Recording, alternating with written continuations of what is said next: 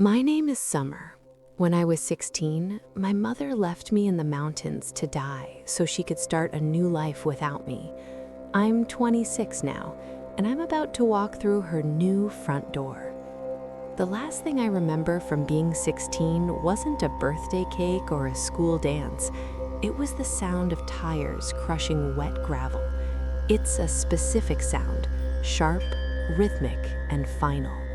I was standing on a logging trail deep in the Cascade Mountains, the hem of my jeans already soaked through from the freezing Washington rain.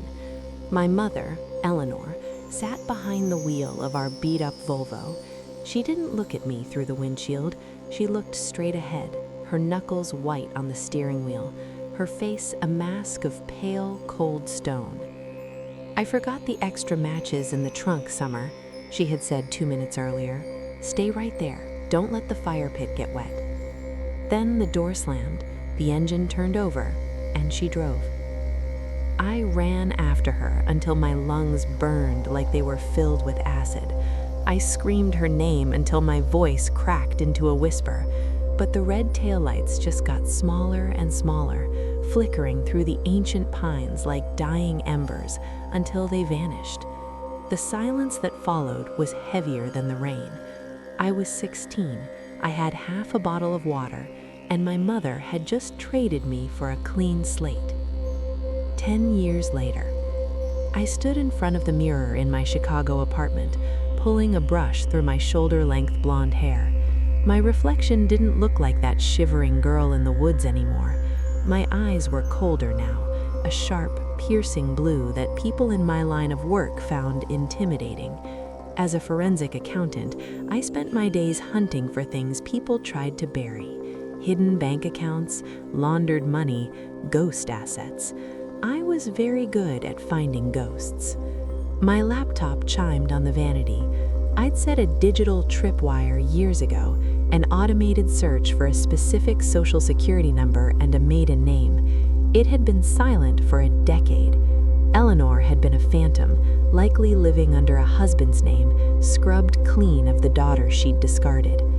I clicked the notification. A local news article from a small, wealthy town in Connecticut popped up. Local philanthropist Eleanor Vance leads gala for at-risk youth. I felt a phantom chill crawl up my spine, the same one from the mountains. There she was in the photo. She looked older, her hair a sophisticated silver bob, wearing a silk dress that probably cost more than my first car. She was smiling, her arm looped through a tall, silver-haired man who looked like he'd never missed a meal in his life. But it was the person on her other side that made my breath hitch. A young girl, maybe 9 years old, with the same blonde hair I had. She was holding Eleanor's hand, looking up at her with pure, uncomplicated devotion. Eleanor wasn't just living, she had a new life, a new husband, a new daughter. I reached out and touched the screen, my finger tracing the girl's face. Eleanor had told the world I was a tragedy. I knew it instinctively. She'd turned my death or disappearance into a story that bought her sympathy and a fresh start. I closed the laptop. My hands weren't shaking. I felt a strange, icy calm settle over me. I walked to my closet and pulled out a small travel bag. I had spent 10 years wondering why. Now I didn't care about the reason. I wanted her to look me in the eye and see that the mountain hadn't kept me. I was going to Connecticut. Greenwich, Connecticut smelled like expensive mulch and sea salt. It was a world of manicured hedges, silent electric cars, and houses that looked more like small museums than homes. It was the polar opposite of the damp, rotting cedar smell of the Cascades. I checked into a nondescript motel 30 minutes away under a name that wasn't mine. I didn't want a paper trail, not yet. The next morning, I drove a silver rental car, the most invisible vehicle on the road, into the heart of Eleanor's new kingdom. I found her street easily. It was a cul-de-sac lined with ancient oaks. The house at the end was a sprawling white colonial with black shutters and a porch that wrapped around the entire ground floor. I parked a few houses down and waited. In my job, you learn that people are most honest when they think no one is looking. I pulled out a pair of compact binoculars, my heart thumping a slow, steady rhythm against my ribs. At 8:15 a.m., the front door opened. Eleanor stepped out. She was wearing a crisp white tennis skirt and a navy sweater draped over her shoulders. She looked radiant. She looked happy. Behind her hopped the little girl from the photo, clutching a pink backpack. "Hurry up, Chloe, you'll be late for the carpool." Eleanor's voice floated across the humid morning air. It was a melodic, motherly lilt, a voice she had never used with me. With me, her voice had always been a sharp blade, thin and dangerous. I watched as she kissed the top of the girl's head. It was such a small, casual gesture, but it felt like a physical blow to my stomach. My mother hadn't just left me, she had replaced me with a corrected version, a version she didn't have to hide from the world. A tall man stepped onto the porch, Robert, the husband from the news clipping. He wrapped an arm around Eleanor's waist and handed her a travel mug. They looked like a commercial for a high-end insurance company. I felt a bitter taste in my mouth. My father had died when I was 12, leaving behind a modest life insurance policy and a college fund. After he passed, Eleanor had spiraled. She'd claimed the money was gone to bad investments, but as an adult who lived in spreadsheets, I knew better now. She hadn't lost the money. She'd used it as her exit fee. I watched Robert walk toward his SUV. This was my opening. I waited until Eleanor and the girl disappeared back inside. Then I pulled out of my spot and followed Robert's car. I didn't want to confront her in her fortress. I wanted to see the man who had bought into her lie. He pulled into a high-end organic coffee shop 5 miles away. I waited 60 seconds, adjusted my sunglasses, and stepped out of the car. Inside, the air was thick with the scent of roasted beans and cinnamon. Robert was standing at the pickup counter, checking his watch. I stepped up beside him, purposefully fumbling with my wallet, so a few cards spilled onto the floor at his feet. "Oh, excuse me," I muttered, bending down. Robert, ever the gentleman Eleanor would choose, knelt to help. "No trouble at all. Here you go." He handed me my ID, a fake I'd crafted but listed my name as Sarah Miller. As our fingers brushed, I looked him directly in the eyes. He had kind, unsuspecting eyes. "Thank you," I said, giving him a small, practiced smile. "I'm a bit scattered today. Just moved to the area and I'm still finding my way around." "Welcome to town. It can be a bit of a maze at first. If you're looking for the best spots, my wife, Eleanor, is the local expert. She runs half the committees in this county." "Eleanor," I repeated the name, letting it roll off my tongue like a secret. "She sounds like a very impressive woman." "She's the best," he said, his voice full of genuine pride. "The strongest person I know. She lost her first family in a terrible accident years ago. It's a miracle she's as grounded as she is." My blood turned to ice. A terrible accident. "That's heartbreaking," I said softly. "Well, she's lucky to have found someone like you." "I'm the lucky one," he replied, as his name was called for his order. "Take care, Sarah. Hope you find your way." I watched him walk out, his shoulders squared. A man who believed he was married to a saint. He didn't know he was sleeping next to a woman who could leave a child to die in the mud without looking back. I gripped my coffee cup so hard, the cardboard began to buckle. The stage was set. Robert liked me. The community didn't know me, and Eleanor thought I was a ghost. It was time to haunt her. I didn't just happen to find Robert's leather-bound planner at the coffee shop. I had lifted it from the counter while he was busy reaching for his oat milk latte. It was a calculated risk, a small piece of stagecraft to ensure I wasn't just a face in a crowd, but a neighbor with a name. I sat in my rental car for 20 minutes, flipping through the pages.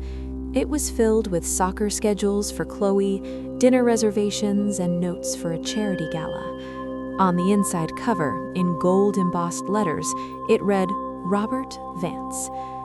I drove back to the white Colonial. The sun was higher now, glinting off the polished brass knocker on the front door. My heart was a steady drumbeat in my ears. I reached into my bag, pulled out a tube of tinted lip balm, and applied it with a steady hand. I tucked a strand of blonde hair behind my ear. I looked professional, approachable, and entirely different from the girl who had been left in the dirt. I walked up the stone path.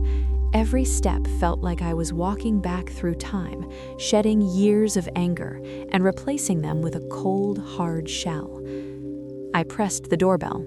A melodic chime echoed inside. Footsteps approached, light, quick, and rhythmic.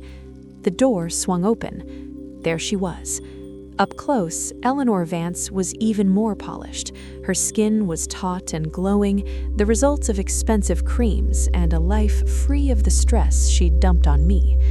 She wore a cream-colored silk blouse that looked soft enough to melt. When she saw me, she gave a practiced, polite smile, the kind she gave to strangers she didn't yet know how to use. "Can I help you?" she asked. Her voice was the same pitch that used to tell me to clean my room, the same pitch that told me she'd be right back with the matches. I held up the leather planner. "Hi, I'm so sorry to bother you. I'm Sarah Miller. I was at the coffee shop earlier, and I believe your husband dropped this. I saw his name inside and searched the address." Eleanor's eyes dropped to the planner, then back to my face. For a split second, a heartbeat so small it was almost invisible, her smile faltered. Her eyes scanned my features. I felt like I was standing under a spotlight. Does she see the shape of my nose? Does she recognize the blue of my eyes? "Oh, yes, that's Robert's," she said, her voice regaining its steady, melodic tone. She reached out, her fingers brushing mine as she took the book. Her skin was warm. I suppressed a shudder. "He would have been lost without this. He's quite the pen and paper man in a digital world." I'm glad I could get it back to him. I tilted my head slightly. "He seemed very kind. He mentioned you were the person to talk to about the neighborhood." Eleanor stepped back, the door opening wider. This was the performance, the good neighbor role.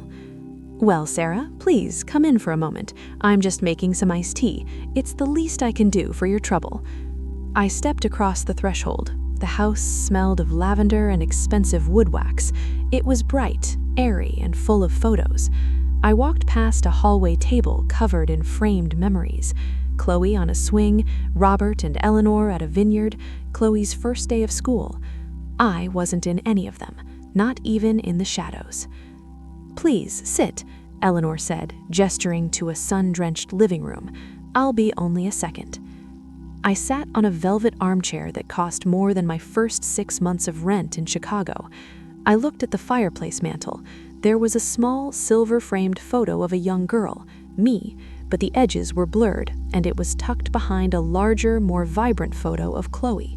It was a token of her tragedy, kept just visible enough to maintain her story, but hidden enough to keep the ghost at bay.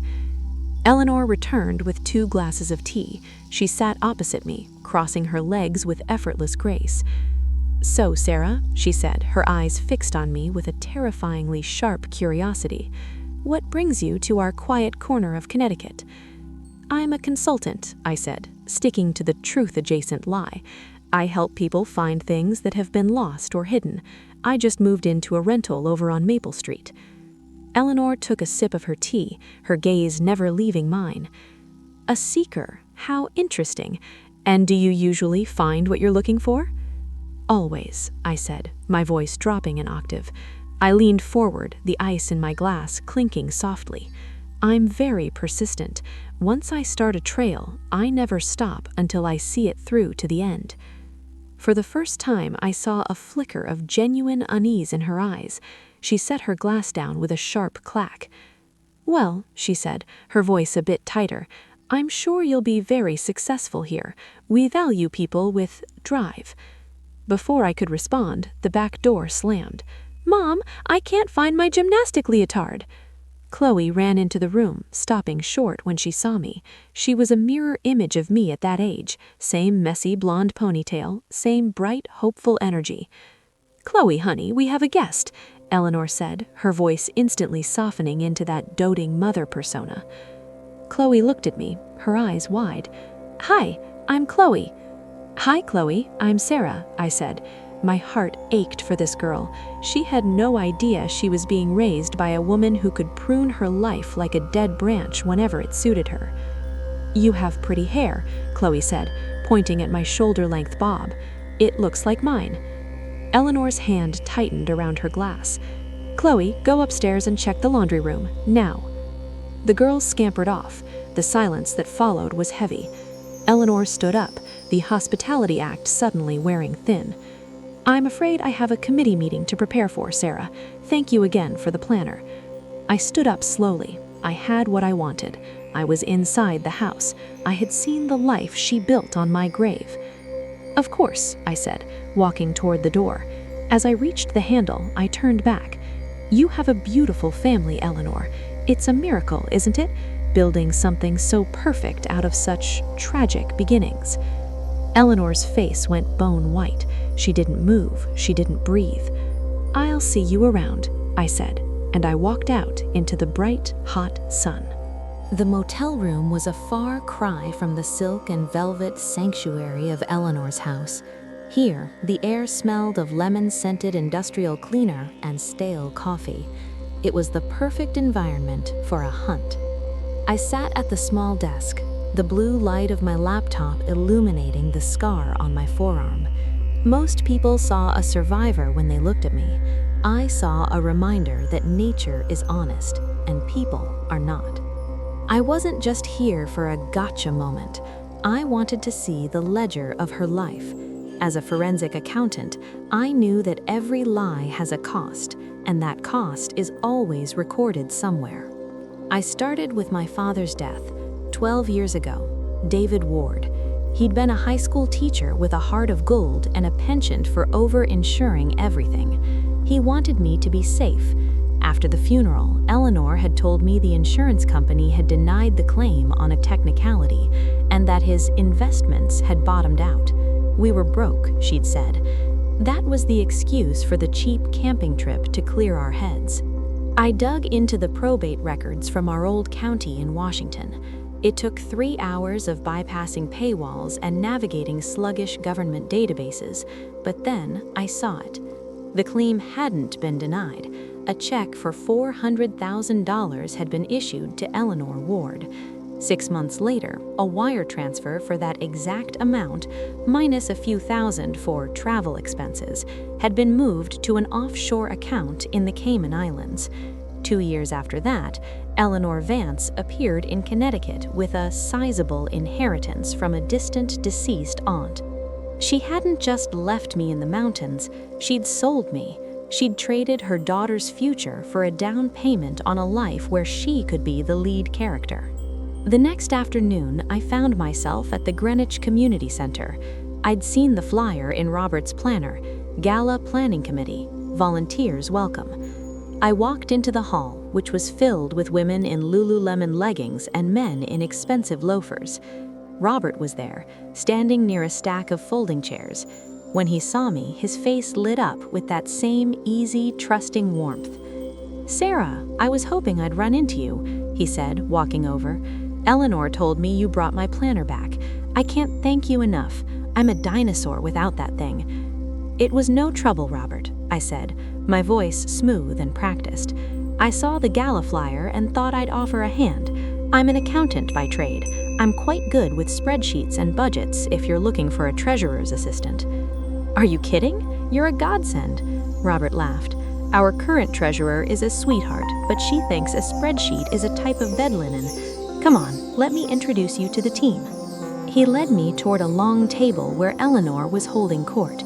She was pointing at a floor plan, her silver bob perfectly in place. As we approached, she looked up. The transformation was instant. The gracious hostess mask didn't fall, but it tightened until it looked like it might crack. Her eyes darted from Robert's hand on my shoulder to my face. "Eleanor, look who's volunteering," Robert said, oblivious to the sudden drop in temperature. "Sarah Miller, she's an accountant. I've already recruited her to help with the gala finances." Eleanor's pen clicked, a sharp, aggressive sound. "Robert, that's very kind, but we already have a full committee. I wouldn't want to burden Sarah when she's just moved in." "It's no burden at all," I said, meeting her gaze. I didn't blink. Actually, I find that digging into numbers is the best way to get to know a community. You can tell a lot about a person or a charity by where the money goes. Don't you agree, Eleanor? The room seemed to shrink. A woman nearby paused her conversation. Eleanor's nostrils flared slightly. She recognized the challenge now. She didn't know who I was yet, not for certain, but she knew I was a predator. "Of course," Eleanor said, her voice like a frozen lake. "Transparency is everything." "Great," Robert said, clapping his hands. "Sarah, why don't you take a look at last year's filing? It's in that blue folder. Eleanor, honey, we need to talk to the caterers." He pulled her away, but Eleanor looked back over her shoulder. It was a look of pure, unadulterated warning. I sat down at the table and opened the blue folder. I didn't care about the gala's flower budget. I waited until the room was busy with the hum of gossip and the dragging of chairs. Then I pulled out a small flash drive and my phone. I wasn't just looking at the gala anymore. I was looking for the cracks in the Vance Foundation, and I knew exactly where to start. The at-risk youth fund that Eleanor championed so loudly. If she was using other people's money to fund her perfection, I was going to find the receipt. Numbers never lie. People do, every day. But a ledger is a confession if you know how to read it. I spent 3 days buried in the blue folder and the digital backups Robert had helpfully granted me access to. It took me less than 48 hours to find the rot. Eleanor's At-Risk Youth Foundation was a masterpiece of creative accounting. Small amounts, 500 here, 1,000 there, were being funneled into a shell company called Cedar Management. Cedar, like the trees in the mountains. She was taunting the universe, or perhaps just herself. On Friday evening, Robert called. "Sarah, we're having a small cocktail gathering at the house tonight for the committee heads. Just a thank you for all the hard work. You have to come," Eleanor insisted. I smiled at my reflection in the motel mirror. I knew Eleanor hadn't insisted. She wanted me where she could see me. She wanted to figure out my game. "I'd love to, Robert," I said. "I'll see you at 7. The Vance estate was glowing under string lights that crisscrossed the backyard like a spider's web. The air was thick with the scent of blooming jasmine and the polite clink of ice against crystal. I wore a simple, sleeveless black dress that made my blonde hair pop. Around my wrist, I wore a silver charm bracelet, one my father had given me when I was 10. I walked through the French doors into the kitchen.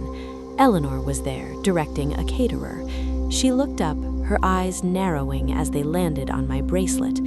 "Sarah, you look striking," she said, her voice like a velvet glove over a fist. "Thank you, Eleanor. It's a special night," I replied, taking a glass of sparkling water from a passing tray. Robert joined us, beaming. "Doesn't she? Sarah has been a wizard with those books, Eleanor. She's found $3,000 in clerical errors that she's already recovered for us." Eleanor's smile didn't reach her eyes. "How diligent. Why don't you take Sarah out to the patio, Robert? I need to check on the hors d'oeuvres." As Robert led me away, I felt her gaze burning into the back of my neck. I spent the next hour playing the part of the charming newcomer. I laughed at the right times, asked about the local schools, and watched Chloe play tag with the other children on the lawn. I waited until Eleanor was alone in her study, a glass of dark red wine in her hand. She was staring out the window at the party she'd built, her silhouette sharp against the mahogany bookshelves. I stepped inside and closed the door softly. The click of the latch made her shoulders tense. "It's a long way from the Cascades, isn't it, Mom?" The silence that followed was absolute. Outside, the muffled sound of a neighbor's laughter drifted in, but inside the study, the air turned to ice. Eleanor didn't turn around for a long time. When she finally did, her face was a mask of calculated coldness. She didn't cry, she didn't scream. She simply set her wineglass on the desk with a steady hand. "I wondered when you'd stop the Sarah routine," she said, her voice devoid of warmth, just like it had been that morning in the rain. "I knew it was you the moment you walked into my kitchen. You always had that David's stubborn chin." 10 years, Eleanor," I said, my voice trembling despite my best efforts. 10 years. You told them I was dead. You told Robert I was a tragedy. "You were a tragedy," she snapped, stepping toward me. "You were a reminder of a life that was failing. We were losing the house, Summer. Your father left us with nothing but debt and a daughter who looked at me with his eyes every single day. I did what I had to do to survive." "You had $400,000 from his life insurance," I shouted, the words finally tearing out of me. "I saw the records. You stole my college fund. You stole my life so you could buy this one." Eleanor's face contorted into something ugly. "And look at you. You survived, didn't you? You're successful, you're smart. The mountain made you strong. I did you a favor." I stared at her, horrified. There was no remorse, no "I'm sorry," only the cold, hard logic of a predator. "I'm not here for an apology anymore," I whispered. "I'm here for the truth." "You want the truth?" Eleanor stepped closer, her perfume, something floral and expensive, cloying in my lungs. "I'll give you a check for $50,000 right now. You leave Greenwich tonight. You go back to Chicago and you never speak my name again. If you don't, I'll tell Robert you're a stalker. I'll tell the police you've been harassing me. Who do you think they'll believe? The town's leading philanthropist or a girl with a fake ID and a grudge?" She walked to her desk, pulled out a checkbook, and began to write. The scratching of the pen was the only sound in the room. I looked at her, at the silver bob and the silk dress, and I realized I had been wrong. I hadn't come here to haunt her. I had come here to bury her. "Keep your money, Eleanor," I said, my voice turning into a calm, deadly edge. "I have something much better." I didn't take the check. I watched it flutter onto the mahogany desk like a dead leaf. Eleanor's hand remained poised in the air, her fingers still gripping the expensive fountain pen. For a woman who prided herself on control, she looked remarkably like a statue of a saint about to crumble. "You're making a mistake, Summer," she whispered, the threat vibrating in her throat. "I have friends here. I have a life. You have a motel room and a head full of old ghosts." "I don't need friends, Eleanor," I said, walking toward the study door. "I have receipts." I opened the door and stepped back into the hallway. The transition was jarring. The air went from the suffocating scent of old paper and malice to the bright, breezy smell of lemon tarts and expensive gin. The party was still in full swing. I didn't leave. Instead, I walked straight to the kitchen where the gala's digital presentation was being staged on a large monitor. Robert was there, talking to the caterer about the seating chart. "Sarah, there you are," Robert said, his face lighting up. He noticed my expression and his smile faltered. "Is everything okay? You look like you've just seen, well, a ghost." "I'm fine, Robert, just a little overwhelmed by the heat," I lied. I leaned against the marble island, my heart hammering against my ribs. Actually, I was looking for the final draft of the Foundation's financial report. I noticed a few entries for Cedar Management that didn't have supporting invoices. I wanted to clear those up before the big presentation tomorrow. Robert frowned, his brow furrowing in genuine confusion. Cedar Management? I don't recall that name. Eleanor usually handles the vendor list. She's very particular about it. I'm sure it's just a misunderstanding, I said, my voice sweet as honey. Why don't I take the laptop into the library for an hour? I can cross-reference the filings and make sure everything is perfect for the gala. You're a lifesaver, Sarah, truly. He patted my arm. I'll tell Eleanor not to disturb you. I took the laptop and slipped away. As I walked toward the library, I saw Eleanor standing at the edge of the patio. She was watching me, her glass of wine halfway to her lips. She didn't move, she didn't shout, she just watched, her eyes two dark pits of calculation.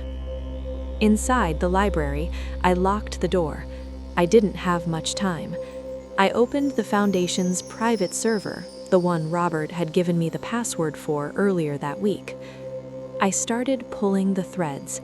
Cedar Management wasn't just a shell company. It was the bank account that paid for Eleanor's designer wardrobe, her secret trips to New York, and the inheritance she'd supposedly brought to the marriage. Every dollar she spent on her perfect life was a dollar stolen from the very children she claimed to protect. The irony was sickening. She had abandoned one at-risk youth in the mountains to build a career pretending to save others. Suddenly, there was a small knock at the door. Not Eleanor's sharp, authoritative rap, but something lighter. Sarah? I froze. I recognized that voice. I walked over and unlocked the door. Chloe was standing there, holding a wilted daisy. She looked small in the cavernous hallway. Moni says you're leaving soon. She said you're a temporary person and I shouldn't get used to you. The words felt like a knife in my chest. A temporary person. That's what Eleanor had made me. A draft, a rough sketch she had erased. I knelt so I was eye level with the girl. I looked into her eyes so much like mine, and felt a wave of protective fury. I wasn't just doing this for me anymore. I was doing it for her. If I didn't stop Eleanor now, one day Chloe would be the dead branch that needed pruning. I'm not a temporary person, Chloe, I said softly, tucking a stray blonde hair behind her ear. I'm very permanent, and I want you to know something. No matter what people say, you are never the problem. Do you understand? Chloe blinked, looking confused but strangely comforted. Okay, Sarah. I said, go find Robert. Tell him you want to see the big slideshow tomorrow. Tell him it's important. As she skipped away, I saw Eleanor at the end of the hall. She was standing in the shadows, her face a pale oval. She had heard me. She walked toward me, her heels clicking like a countdown on the hardwood floor. She stopped a foot away, her breath smelling of red wine and desperation. You think you're so righteous, but you're just like me. You're using people to get what you want. No, I said, standing tall. I'm using the truth. There's a difference. Tomorrow is the gala, she said, her voice dropping to a terrifying whisper. The whole town will be there. The mayor, Robert's partners. If you try to embarrass me, I will destroy you before the first slide even hits the screen. I've already called the local precinct. I told them a former employee is stalking my family. They're waiting for my signal. I smiled. It was a cold, sharp thing. Then I guess we'd better make it a night to remember, Mom. I walked past her, my shoulder brushing hers. For the first time in 10 years, I wasn't the one running. The Greenwich Country Club was a sea of white linen and sparkling crystal. It was the night of the Evergreen Gala, Eleanor's crowning achievement. Everyone who was anyone in Connecticut was there, draped in diamonds and drinking champagne that cost more than my monthly car payment. I stood in the back of the ballroom, wearing a deep navy silk dress. It was a silhouette of shadow in a room full of light. My shoulder-length blonde hair was polished into a smooth, professional bob. I looked like I belonged, which was the most dangerous thing about me. Robert was at the podium, testing the microphone. He looked handsome in his tuxedo, though he seemed tired. Testing, 1, 2. Is the slideshow ready, Sarah? I gave him a thumbs up from the tech booth near the back. I had spent the last 4 hours assisting the AV team. In reality, I had been rewriting the script of the evening. Eleanor was at the front of the room, holding a glass of champagne, surrounded by a circle of laughing women. She looked like a queen. But every few minutes, her eyes would dart toward the back of the room, searching for me. Every time our eyes met, I raised my glass, a silent toast to the end. Ladies and gentlemen, Robert's voice boomed through the speakers. If you could all take your seats, we're about to begin our annual presentation on the impact of the Vance Foundation. The lights dimmed. The room grew quiet, save for the rustle of silk and the soft clink of silverware. Eleanor moved to the side of the stage, ready to give her keynote speech. She looked triumphant. This was her moment of maximum social capital. Before Eleanor speaks, we have a short film prepared by our newest volunteer, Sarah Miller, who has done a deep dive into the history and heart of our mission. Sarah? I hit the play button. The screen didn't show the expected photos of smiling children or pie charts of at-risk youth funding. Instead, it showed a grainy black and white scan of a police report from Pierce County, Washington, dated 10 years ago.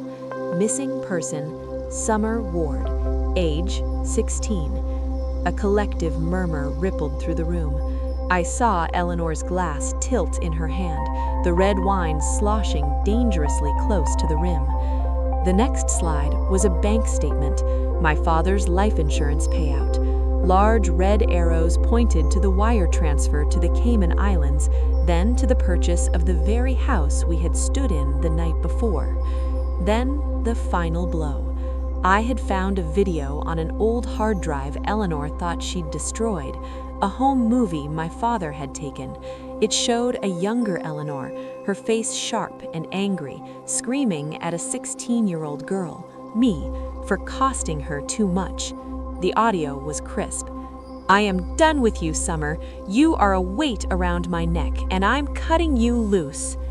The screen went black. Then a single sentence appeared in white text. She left her at-risk youth in the mountains to buy this life. The silence in the ballroom was deafening. It wasn't the silence of respect. It was the silence of a vacuum, sucking the air out of the room. The lights came up. Every head in the room turned toward Eleanor. She was standing frozen by the stage, her face no longer a mask of stone, but a map of raw, naked terror. The red wine finally spilled, blooming like a bloodstain across her white silk dress. Robert stepped away from the podium, his face ashen. He looked at the screen, then at his wife, then back at the screen. Eleanor? His voice whispered, the microphone picking up the heartbreak in his voice. What is this? Eleanor didn't look at him. She looked at me. I walked down the center aisle. The crowd parted like the Red Sea. I stopped 10 feet from her. I didn't need to shout. The truth was loud enough. The mountain didn't keep me, Eleanor, and your lies won't keep you anymore either. A security guard moved toward me, but Robert held up a hand. No, he said, his voice shaking. Let her speak. I don't have anything else to say to her, I said, looking Robert in the eye. But you should check the files under Cedar Management. She didn't just steal from me. She's been stealing from you and this town for years.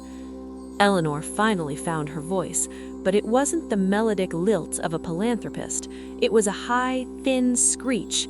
"She's a liar! She's a disturbed girl I tried to help. Robert, don't listen to her." But Robert wasn't looking at her like a husband anymore. He was looking at her like a stranger.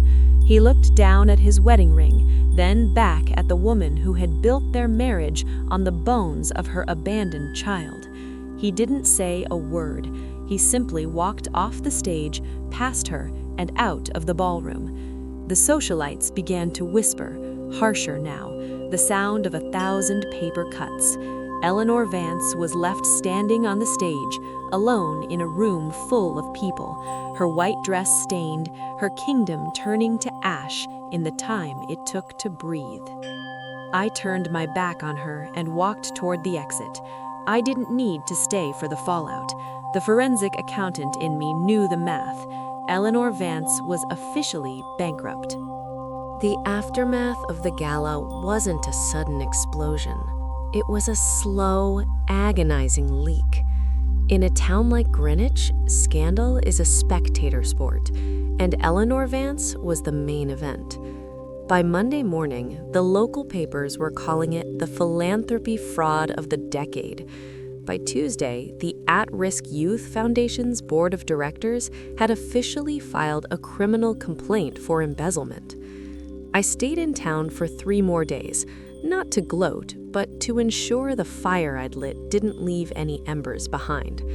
I drove past the white Colonial one last time before heading to the airport. The for sale sign hadn't gone up yet, but the house already looked hollow. The black shutters seemed to sag, and the manicured lawn was littered with a few stray flyers from the gala, damp and gray from the morning dew. As I pulled to the curb, a taxi was idling in the driveway. The front door opened and Eleanor stepped out. She wasn't wearing silk or cashmere today. She wore a plain trench coat and carried 2 heavy suitcases, the only things she was allowed to take before the forensic audit froze her assets. There was no Robert to carry her bags, no Chloe to skip behind her. She looked small. For the first time in my life, she didn't look like a monster or a queen. She just looked like a tired, aging woman who had run out of places to hide. She stopped at the end of the stone path and looked at my car. She knew I was there. I rolled down the window, the cool Connecticut air filling the cabin. She walked toward the passenger side, her heels clicking on the pavement. The same sound I'd heard in the library, but weaker now. She stopped and leaned down, her face inches from mine. Up close, the lines around her eyes were deep, and her skin looked like parchment. "Are you happy now?" she asked. Her voice was thin, stripped of its melodic charm. I looked at her and I realized something that surprised me. I wasn't happy. But I wasn't angry anymore either. The weight I'd been carrying for 10 years, the why that had haunted my dreams, had simply evaporated. "I'm not happy, Eleanor," I said quietly. "I'm just finished."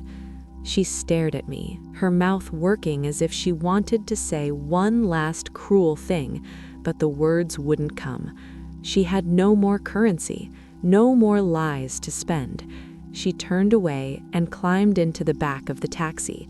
The sound of the taxi pulling away, tires crushing the gravel, echoed in the quiet street. It was the same sound from the mountains 10 years ago, but this time I wasn't the one standing in the rain. This time I was the one with the keys. I sat in the airport lounge an hour later, watching the planes rise and fall against a bruised purple sunset. My phone buzzed. It was a text from Robert. "Chloe is safe with my sister in Maine. We have a long road ahead, but she's asking about you. She wants to know if the permanent person will come visit. Thank you, Summer, for everything." I didn't reply right away. I walked to the window and caught my reflection in the glass. My shoulder-length blonde hair was slightly messy from the day's travel, and my blue eyes looked back at me. not with the coldness of an investigator, but with the clarity of someone who finally knew where they stood. I had spent a decade thinking the mountain had defined me. I thought the girl who was left behind was the only version of me that mattered. But as I watched my reflection, I saw the woman who had walked out. I saw the woman who had built a life out of nothing and had the courage to claim the truth. The intercom announced my flight to Chicago. I picked up my bag, feeling the light weight of it on my shoulder. I wasn't a ghost anymore. I wasn't a tragedy. I was Summer Ward, and for the first time in 10 years, I was going home.